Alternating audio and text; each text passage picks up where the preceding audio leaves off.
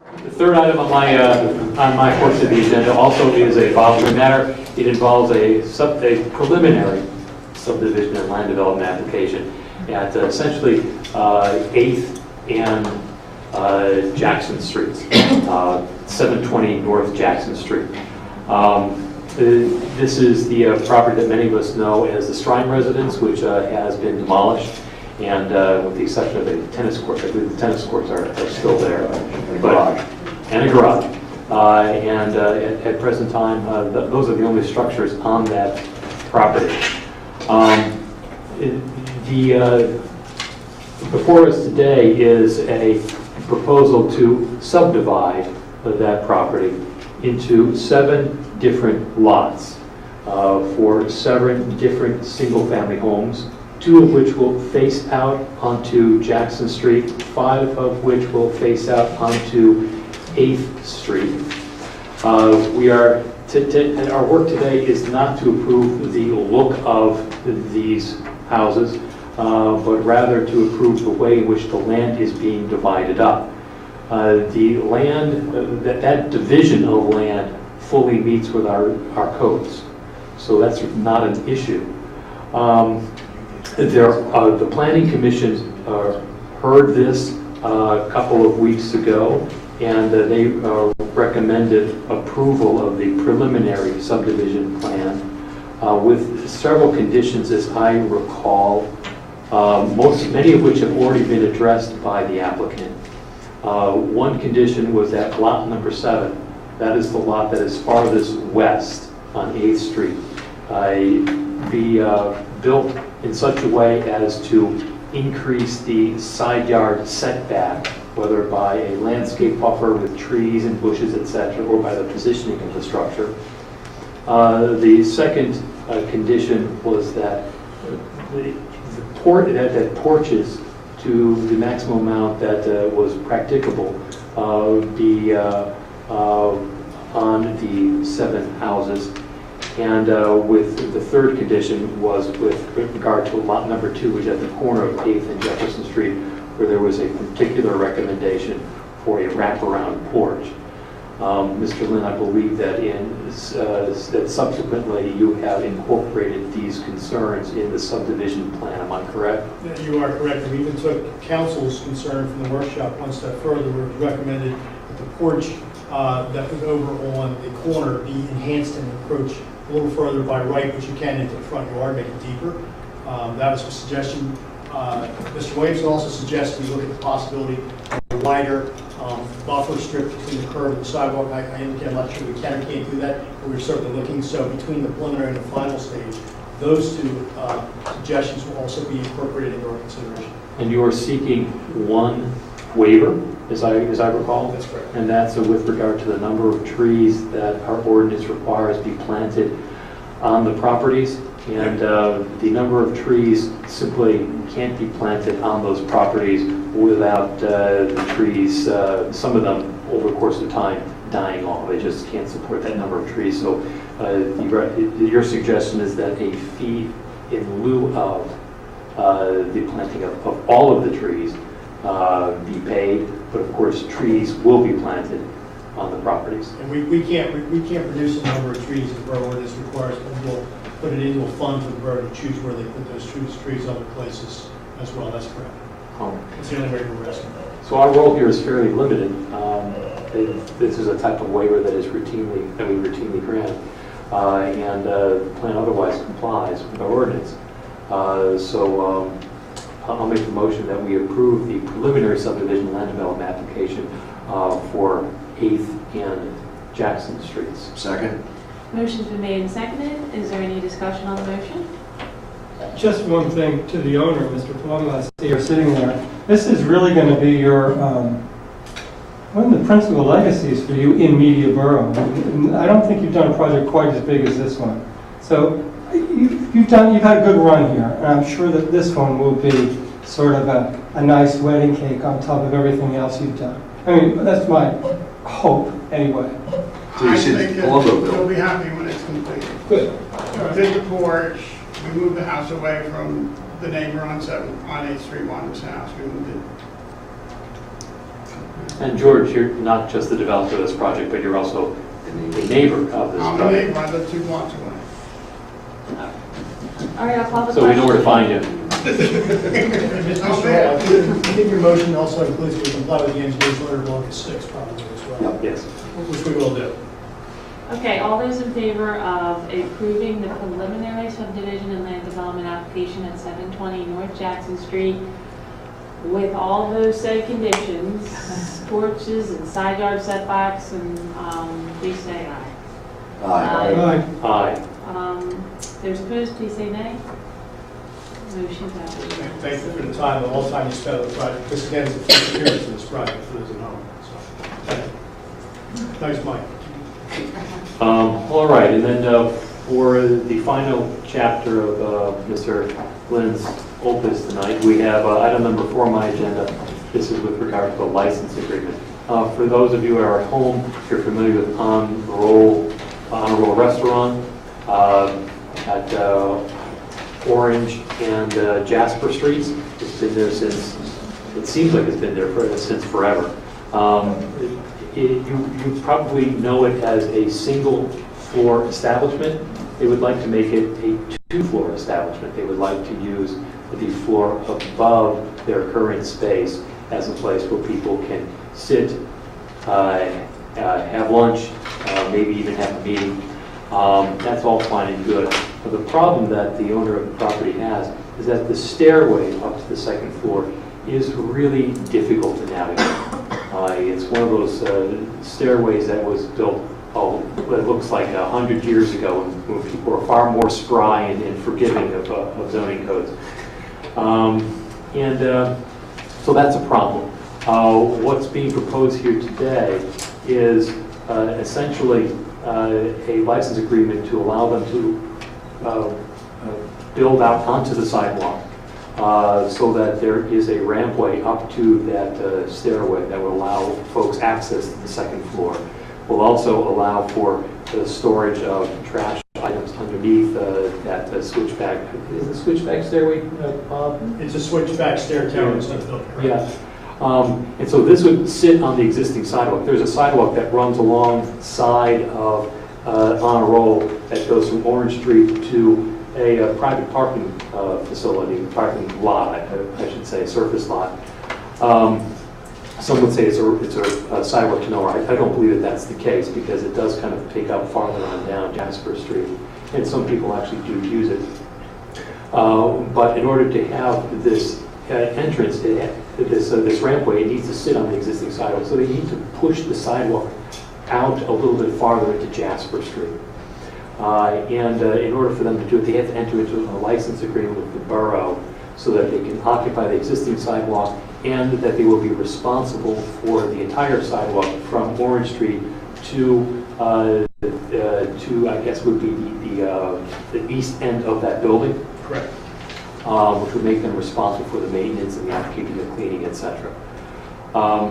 So that's what's being proposed, and tonight I'm going to move that we authorize our solicitor.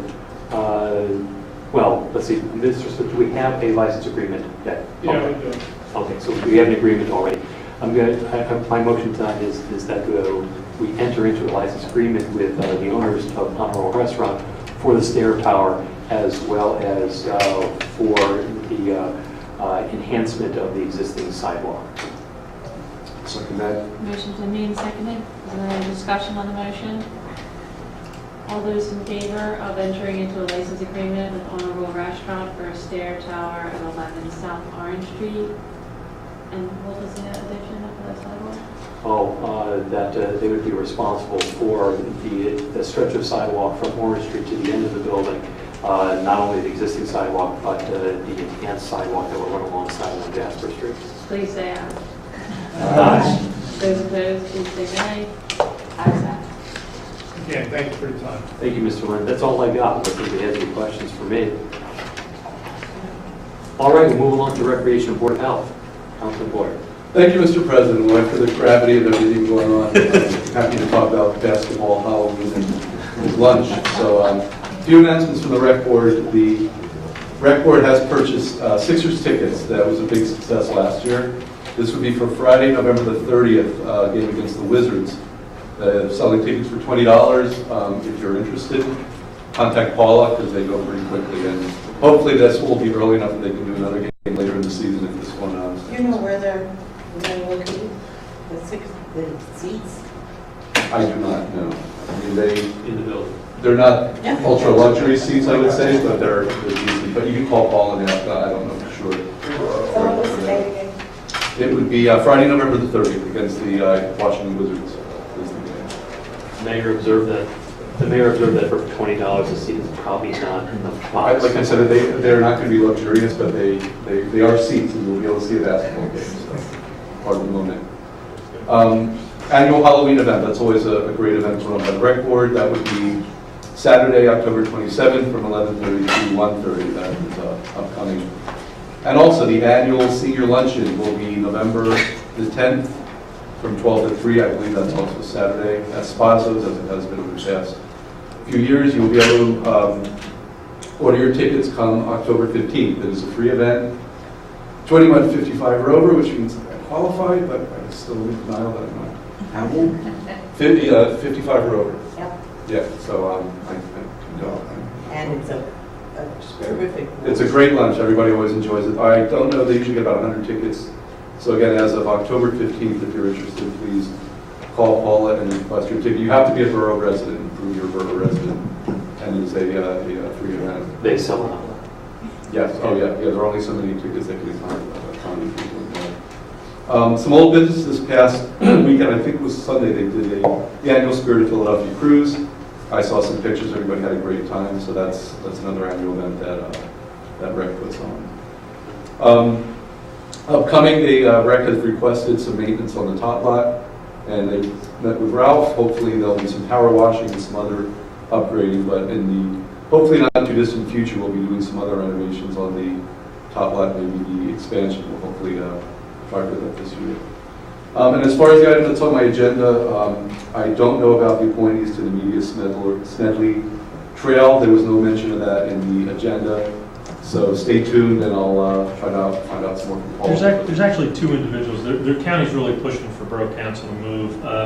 The two individuals that are proposed are Perry Ann Evanson from the MBA and Greg Krakinowitz from the EAC. So if council does want to move forward, evidently both are interested.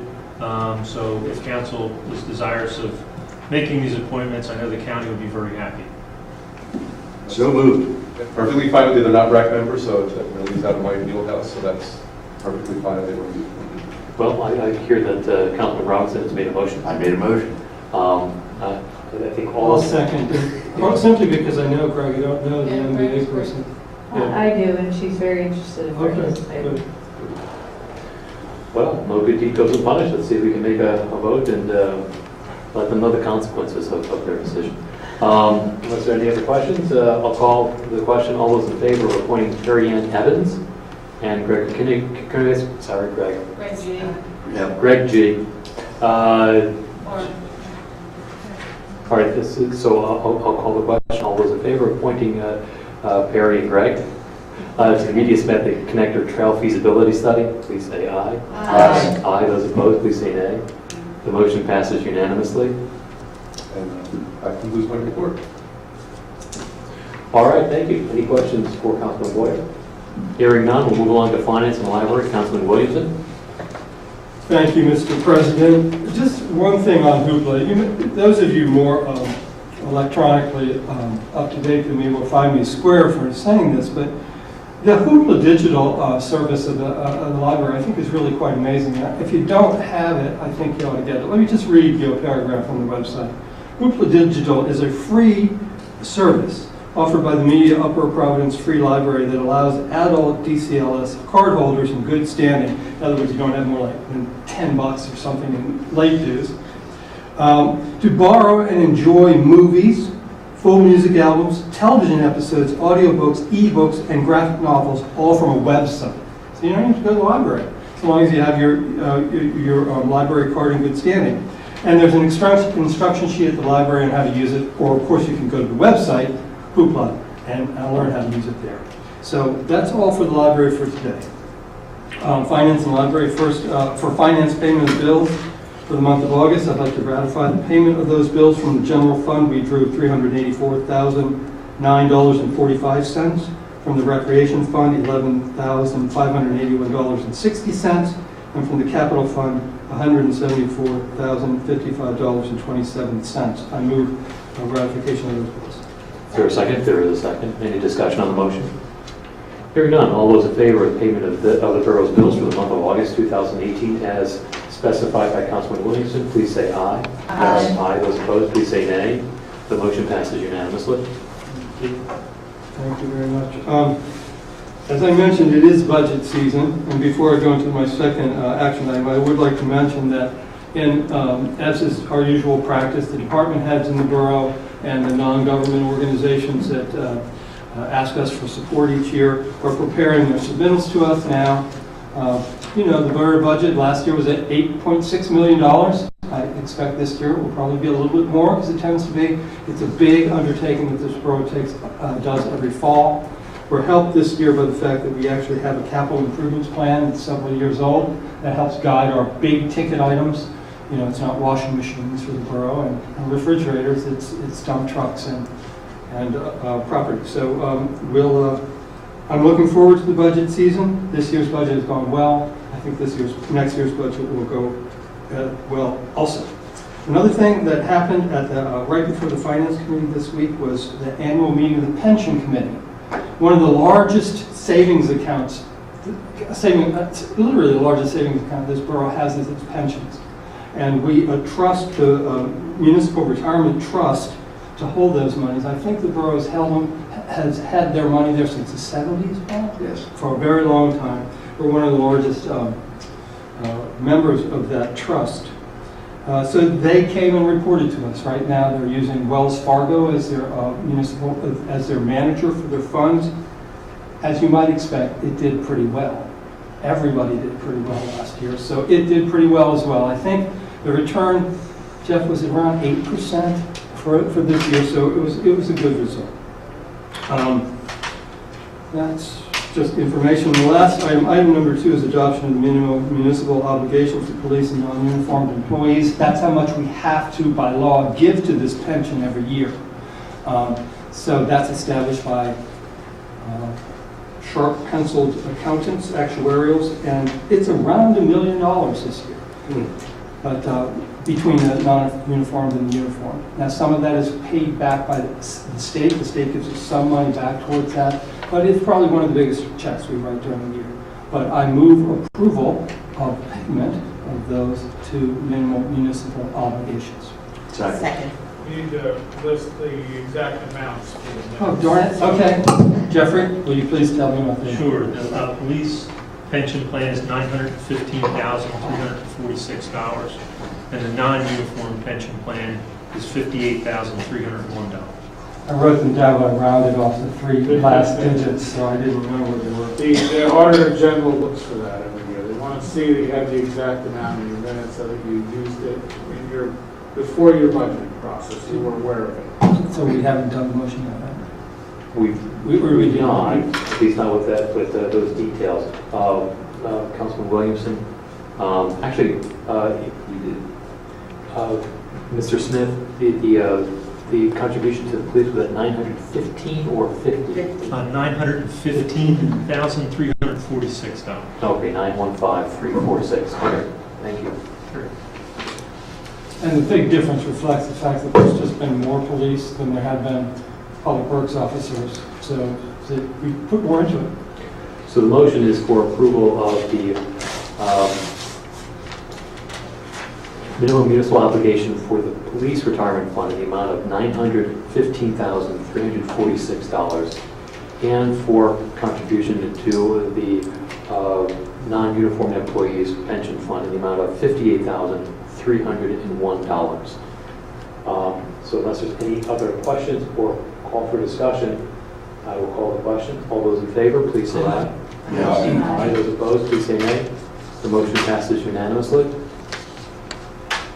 That concludes my report. Are there any questions for Councilman Williamson? I have an observation. Simply by using the term square, you have proved the point. Words right out of my mouth. Yeah, I guess so. All right. And also, Hoopla, my wife uses it often. Yeah. And it's a wonderful resource. This is what she listens to on her way to and from work. She ignores my calls and she listens to books on, I guess it's not paid, books on digital device. But it's a wonderful thing where you can download books for free in your own home. Yep. So make use of that. We'll move along to personnel, public relations, and historical archives. Councilwoman Sarah Dixon. I have nothing for legislation, legislative action. However, I did spy something in the Inquirer on Sunday.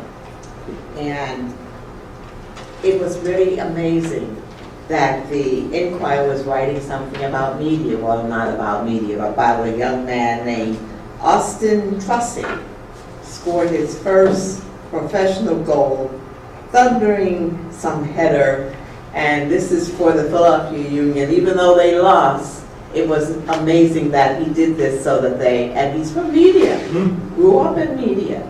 That's him right there. So I thought you would want to know that.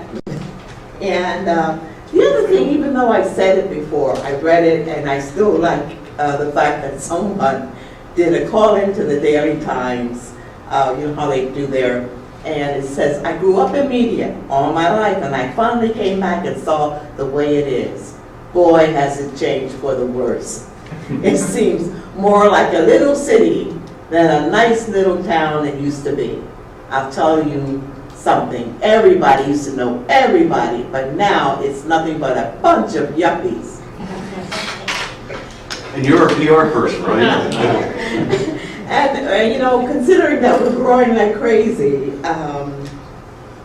it's good to be a bunch of yuppies. That's all I have to say. Well, let's be careful because it's not all entirely a bunch of yuppies.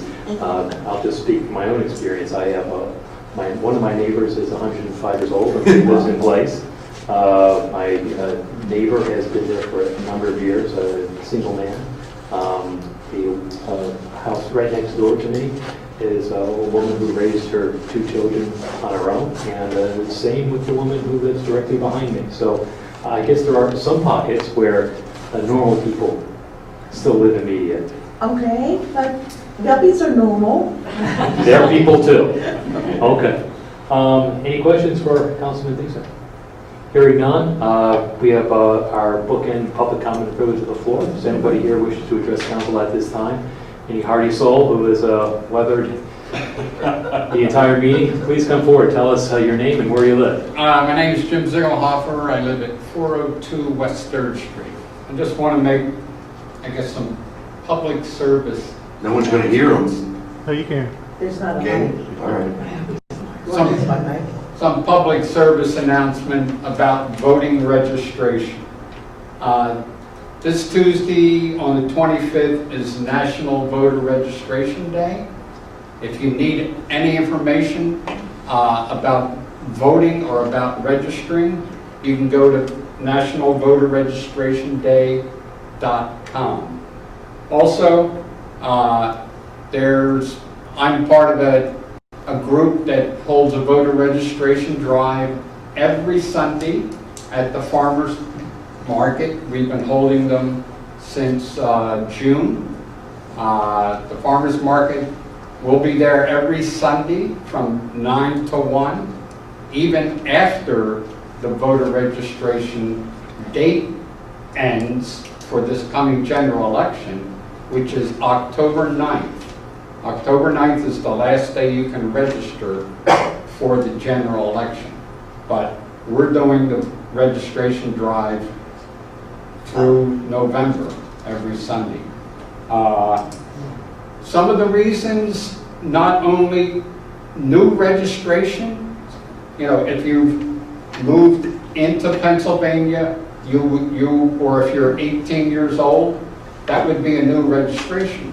But there's other reasons that you would register, and that is a change of name, a change of address.